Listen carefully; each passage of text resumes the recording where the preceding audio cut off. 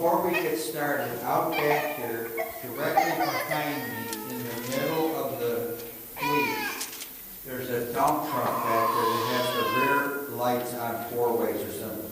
I took care of it. You took care of it? Okay, you saw that? I don't know, was it going on weekend? How did that happen? There's a little button, on-off button. I turned it on. Well, I don't know. I tried. Well, we have a telegraph set up in the house now, and you can send a message by wire, it's not wireless, from the kitchen to the living room, from the living room back to the kitchen with the telegraph. And I said that if there's messages coming in and no one's manning the telegraph, we got a problem. Somebody's connect. Is it raining? Yes. Your storm warnings. Yeah. It sounds, I'm just judging by the sound. Yeah. Okay, it's coming down. So anyway, I don't plan to go past 7. Is this supposed to be over by 7? It might be in the thick of it by 7. Maybe over by 8. Well, April showers. Bring me flowers. I'm not going to 8. Oh, do you want to practice? Let's get that announced. Yeah, I would like to, but we have a problem if you go. Okay, well, if that's the case, then we go. If we could come here on a Wednesday for practice, that would be good for Easter Sunday. And if that doesn't happen, Easter Sunday, what do you? Oh, we could do, before Sunday school. Before Sunday. It sounds good. I mean, Okay. This morning I said we're going to do the paragraph marking to the paragraph marking, verse 57 through 68. And then I thought about this, and I thought I'd try to make some mention here. I asked Sister, she's on the west side, and I asked her, I said, well, is there anything going on with big churches over there that you see that's going on, that is advertised, that you see activity, blah, blah, blah? And she said, no, we don't see anything. Because recently I was told a couple of things. Number one, I was told by 2 people, separate people that are, I believe they wouldn't know each other. I can't remember where the other one was, who the other one was. But I had actually 3 people tell me, now pay attention, that some of you here, boy, they're famous. You're considered to be famous. Don't cut yourself short here. In the whole world. And I don't mean famous in a spiritual way like Bethesda Baptist Church famous. I don't mean that Jesus. We're not. That's a part. This is secular. And then they said, wow, they're actually famous. They're so well known. You are well known. Your name is everywhere. So then I got thinking about something else that was said to me. Our billboard was seen on the west side. There's been a sighting. And we only see these people once a year, maybe twice a year. The wife's giving me the twice told tales word, twice a year. And the billboard has been seen on the west side. So west siders, are you okay? Go ahead, you make sure. They're afraid that the barns will go over. If the west siders are saying they see our billboard on the west side, we as believers should never cut ourselves short.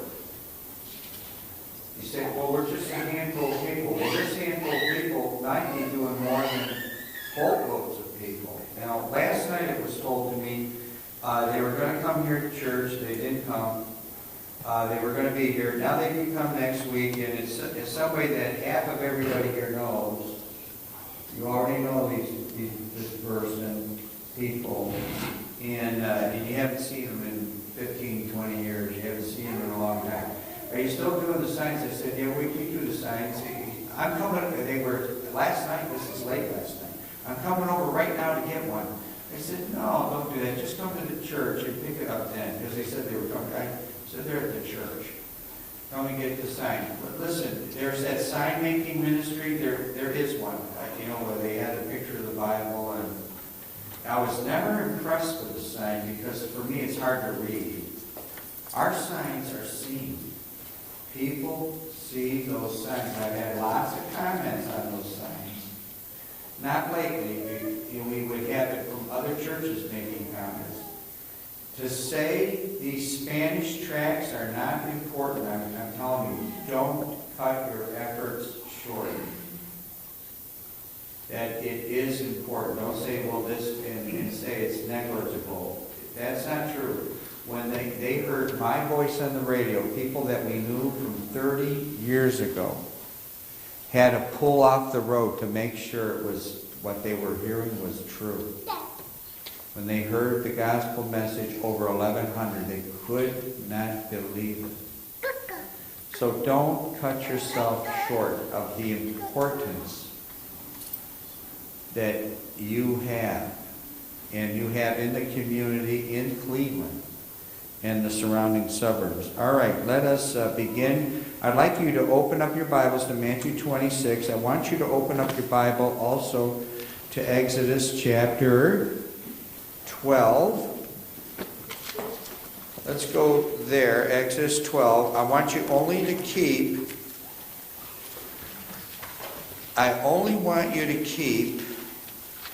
your hand there for now. Exodus chapter 12.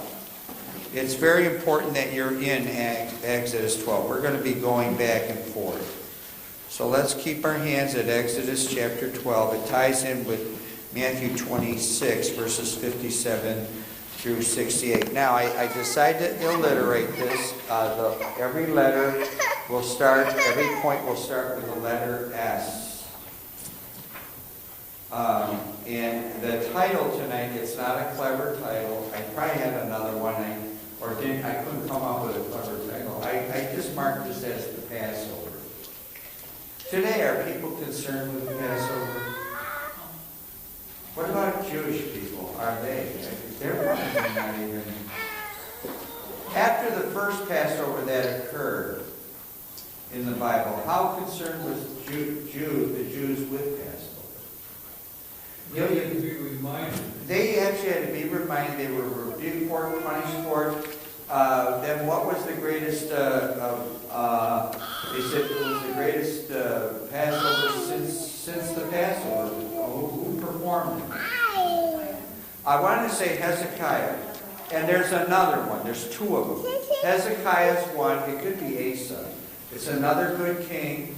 They performed it again. They would go in the north to see how many people want to come. And they would laugh them to scorn. We're not coming. Now, I'm sure some people came, but they would laugh them to scorn. And it did come off as great as it could have come off, but not since the days of the actual Passover had occurred until the days of Hezekiah. It still wasn't a big deal.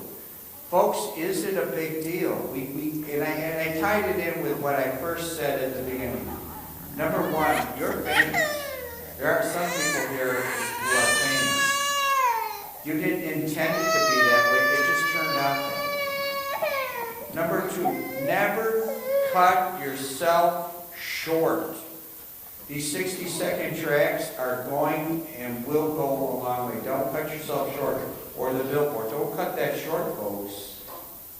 It's on the west side. People see it. You say, well, it's only one billboard. One more billboard than others have. So don't cut yourself short. What was the very first S word that we want to come, and we could come up with in verse 57? We almost are going verse by verse here. They that had laid hold on Jesus. They laid hold on him.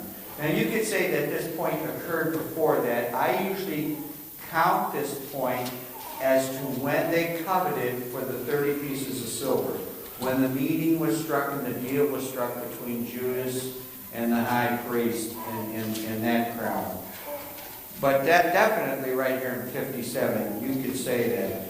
And they that had laid hold, and see, people don't count this as important in the world. This is not important. It's not important. And they that had laid hold on Jesus led him away to Caiaphas, the high priest. where the scribes and the elders were assembled. Our first point is the what? It starts with an S. No, you're close. You're very close. They had to pick out a land, didn't they? So they had to make a what? No, they had to say the selection. People pick out all kinds of things. They pick out the Cleveland Indians, the Cleveland Browns, everything to do with Cleveland. If you're from New York, everything to do with the Yankees, right? They make their selection. And most all people make what? The wrong one. They make the wrong selection. They make the selection back in Exodus chapter 12. In fact, let's go back there. Exodus chapter 12, because the whole Passover story is really all about Jesus. Speaking in verse 3, speaking unto all the congregation of Israel, saying, in the 10th day of this month, they shall take to them every man a lamb, according to the house of their fathers, a lamb for a house. They had to make the selection. They had to pick something. Now, everybody picks something to do in this world. Folks, if people miss this selection, they have missed it all. They have missed it all. The only enjoyment that they can possibly have is the 70, and by reason of strength, another 10. And that's it, folks. Then they die and they're kicked off into a pit. And they're going to rot in hell and they'll burn forever if they make the wrong selection. You see how important it is for this selection. And when we post this on the billboard, well, that's not what something I don't know what something is. Monday starts a new billboard. It's going every week. It's not, I always say it's hanging up there like an old rag. We would wait a month before we change it. It's being changed every week because we have this storehouse of billboards. Well, let's get them rotated so people can see them. And it's okay to repeat them here too. People don't remember. People move today like they change their socks. They move around. The wife and I, we're campers. We're going to camp. We have no desire to move. I have no desire to move south of the Mason-Dixon line. I have no reason to go down there. I don't want to go to a place where I sweat for no reason at all. I just don't want to go there. Well, I don't like the cold. Well, at least I can warm up. And I can send my wife out to shovel the snow. Well, buy her snowblower. Buy her snowblower. But the selection is so important. So important. And that's what these gospel tracts. You think that people were amazed at my voice. Wait till they hear Corey's voice. Speaking Spanish on an all-English station and in the middle of nowhere start speaking Spanish. Folks, that's going to catch people. Even people that don't speak Spanish or understand, well, what's that chick doing? They're all going to question it. People are going to say, what's that Spanish all about? I still want to do a track in shorthand. I still want to do that. Still post it in shorthand. So when the secretary looks at it, they'll ask the old secretary before she retires, what does that mean? And she could read it before everybody in an office. Well, this is shorthand. This means Jesus saves. I still want to do that. I want to do that. There's still some things that I desire to do. I hope you have desires to do this. But the selection is so important. Never cut yourself short as to what you're doing. Never cut yourself short. Court stenographers. Say that? Court stenographers. A court stenographer. Well, I've got my own stories about that. But that's not shorthand. Well, why what in their language too? That's not the shorthand I'm talking. You know the shorthand I'm talking about. The selection is all important. If people make the wrong selection, it's Toast City. Verse 58. Now listen, I want you to get the S word on this one. But Peter followed him afar off unto the high priest's palace. In the end, now we know John got him in. He was friends with the high priest, and he got him in. He was friends with his court. He was a city boy. He grew up there. He knew the ins and outs in Jerusalem. Where Peter was a fisherman, he didn't know all the ins and outs. You could say, well, no, there were other people at the cross. No, there were other. Well, no, we're only going to count this guy, and this guy only. But Peter followed him afar off unto the high priest's palace, and went in and sat with the servants.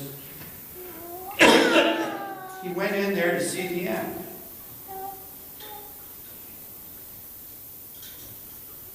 You say, how are you going to get an S word out of that? He went in there and he assumed, how long have we been meeting here? On this, we were meeting up there at the house. So 1995, so it's 23 years. This will be 24 years. Are we getting to the end? Since the 20th Well, century. maybe we're not at the end. If it's not the end, then give me the S word for the opposite. The beginning. The S word. Starting. No more help from the back row. That's the start.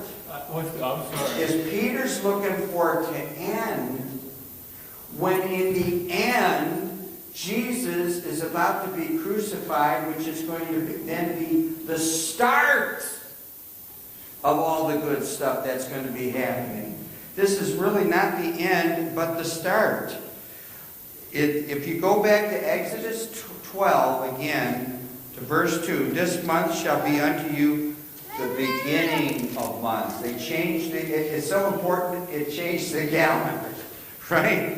Yeah, right? And it shall be the first month of the year to you. It was actually, the Passover began the start of it all. Now we know, now I could have had other S words, it was the shadow of things to come when the coming of Jesus. But Peter went to see the end thinking this was all over. But no, it was just the beginning. It was just the start of everything.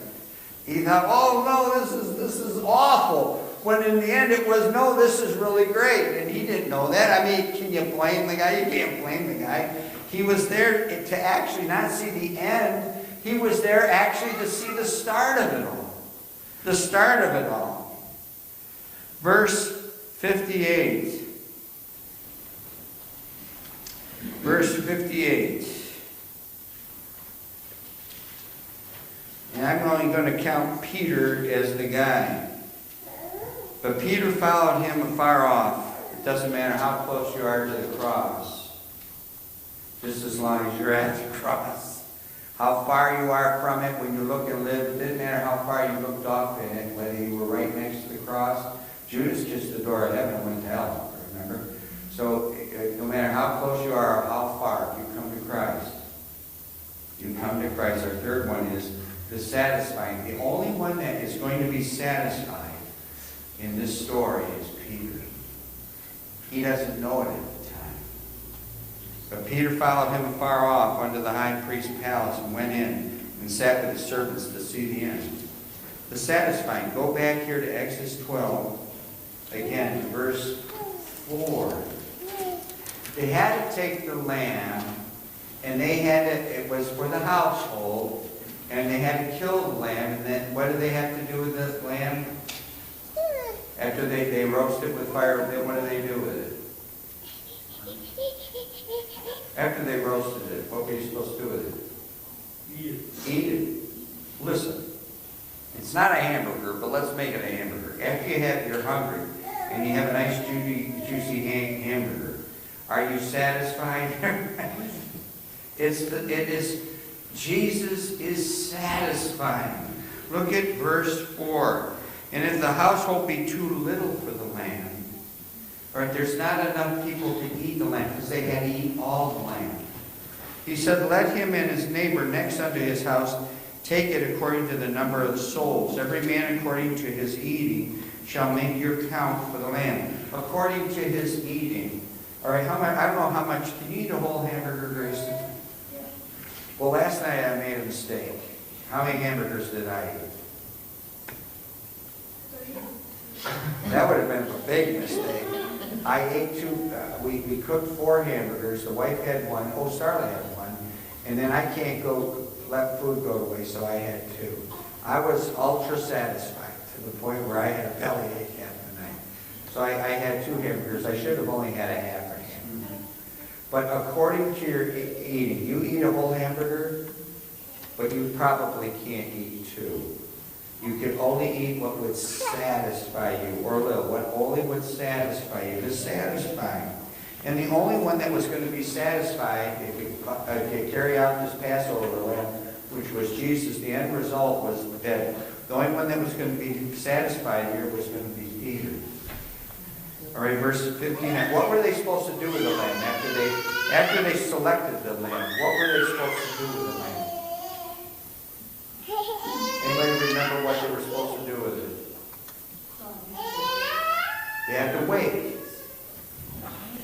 So give me a good S word for waiting. What were they waiting to do? They penned it up. Anybody remember? It's class participation. No, not yet. Stabled it. Huh? No. They were supposed to examine. Give me a good word for examining. Examine. An S word for examining. Huh? Well, I go through I have my page. I wrote it down already. And I go through the dictionary and look up these S words. They had to scrutinize it. To scrutinize it. You had to get nitpicky about it. And they had to look to see if there was any flaws. If there was any flaws, you couldn't use it. Because Jesus is sinless. He's the perfect Lamb. Right? The scrutinizing of it. Verse 59 and 60 of Matthew 26. Now the chief priests and the elders and all the council sought false witnesses against Jesus to put him to death. Now they were supposed to do this for 4 days. That's why I liken it going back to when they actually made the deal. When they said, we'll turn them over for 30 pieces of silver. And they made the deal. Then they had the 4 days to scrutinize him. But they looked for these false witnesses against Jesus to put him to death, but found none.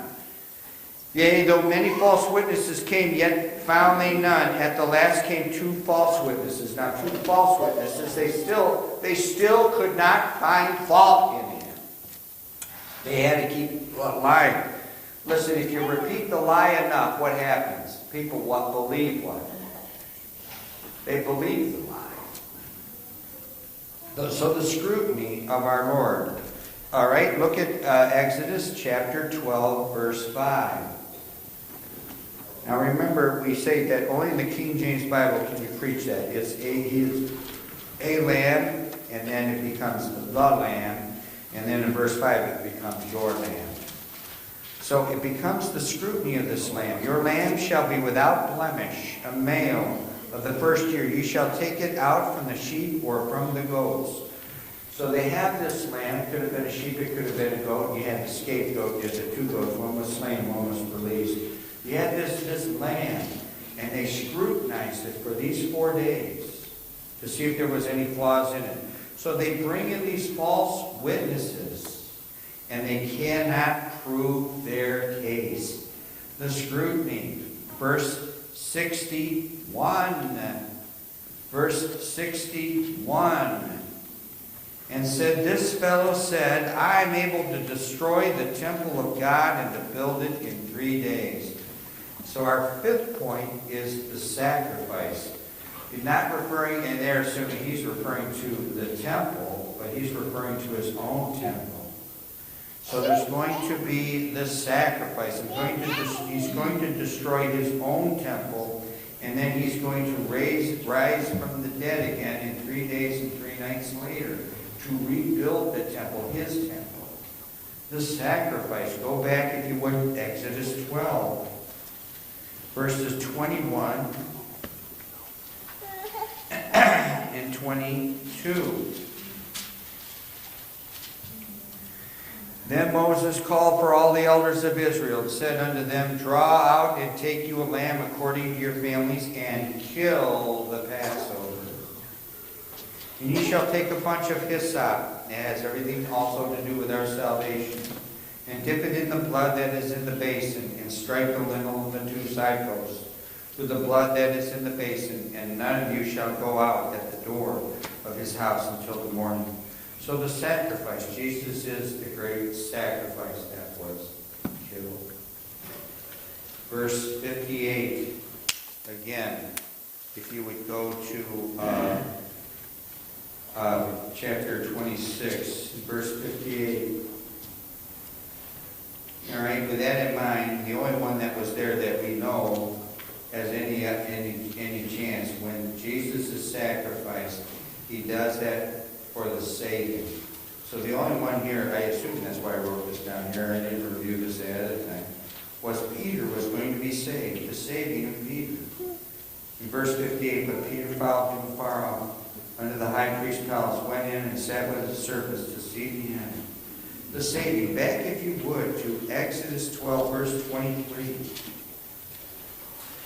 For the Lord will pass through to smite the Egyptians, and when he seeth the blood upon the lintel and on the two side posts, the Lord will pass over the door.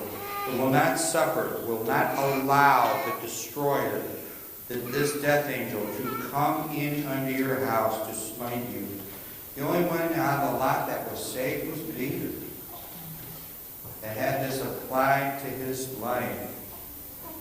So what did, I'm not a farmer, and I don't know how true this is, but when you shear a lamb, does the lamb bleed? I'm not a farmer. I guess the idea would be that he doesn't. But who knows? If you really do it, there may be a lot of screaming going on. I don't know. But what was Jesus supposed to do? Verse 62 and 63. And the high priest arose and said unto him, Answerest thou nothing? What is it which these witness against thee? But Jesus held his peace.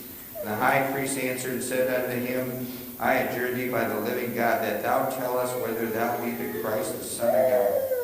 See, Jesus held his peace. Give me the S word for that. The silence. That is our seventh one. The silence. You're not going to find that.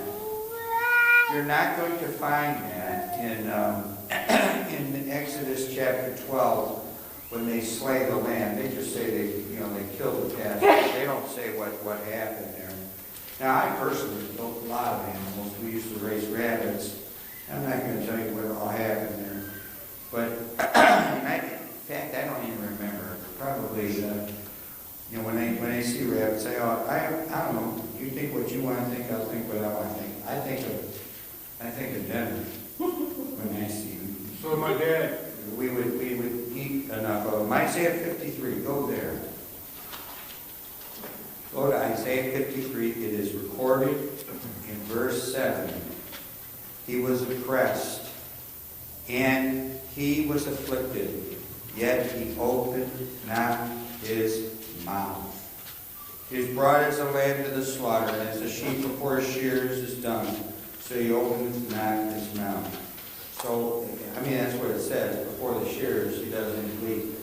Now, maybe if there was a sheep herder here, for real, maybe they would say that isn't true, that they all bleed. And they all, yes sir, and they all cry. I was watching on television where they were shearing them. Yeah.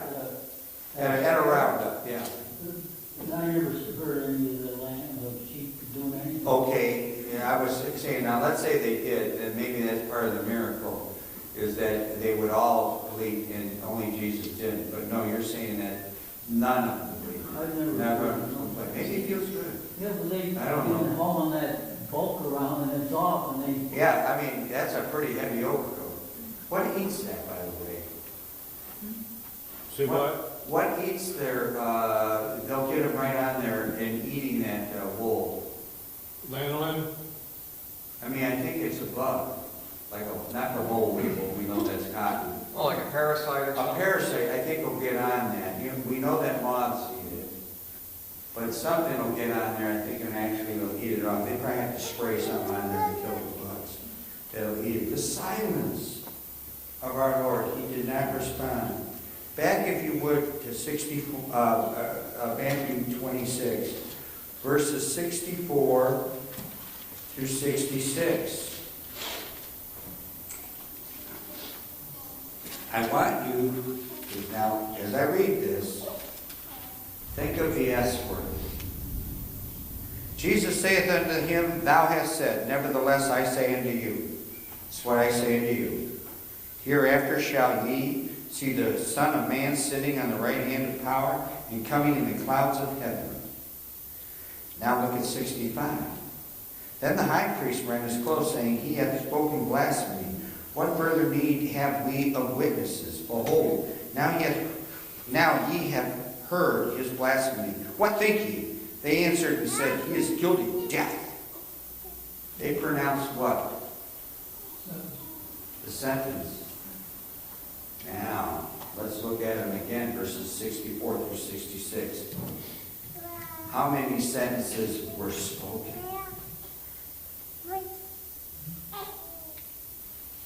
How many sentences were given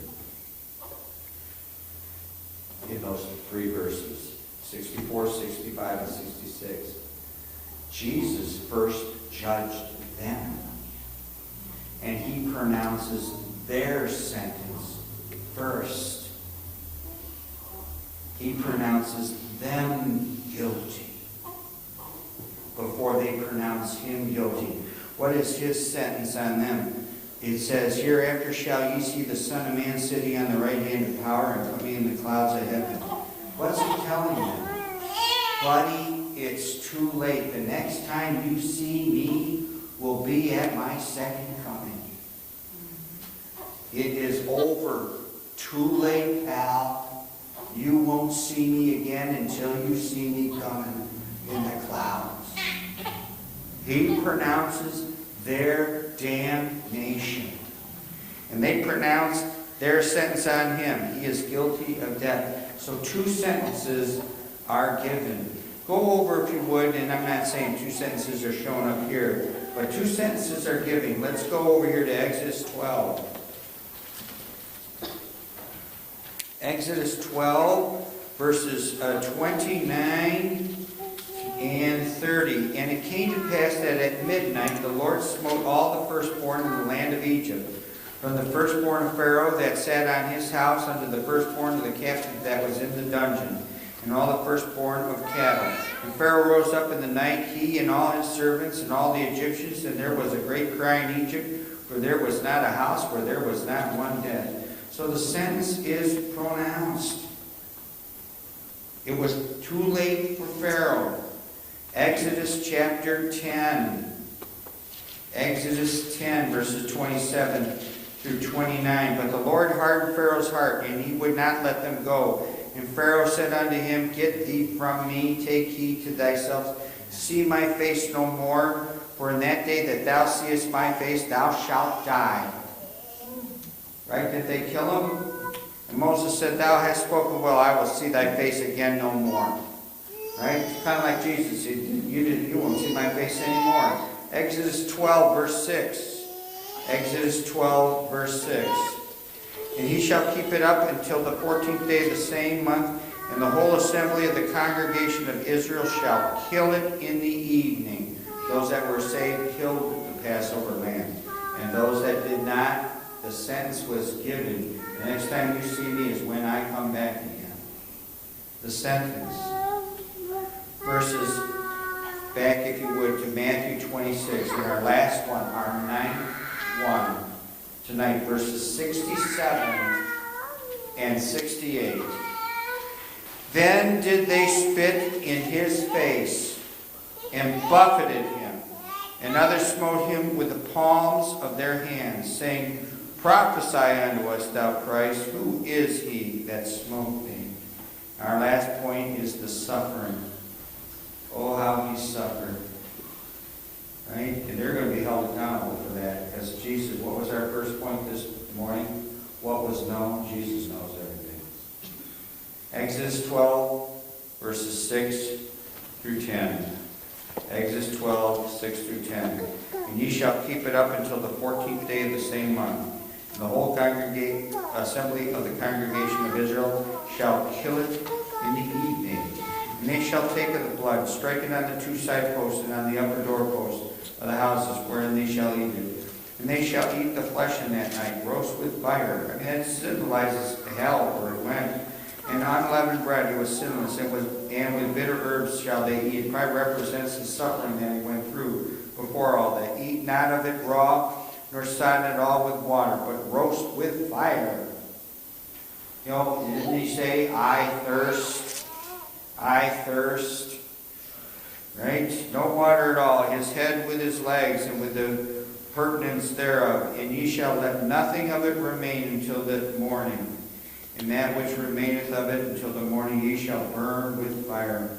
Remember, I said this morning about the woven coat. Whoever won it, you know, in the gambling and casting lots, got the whole coat.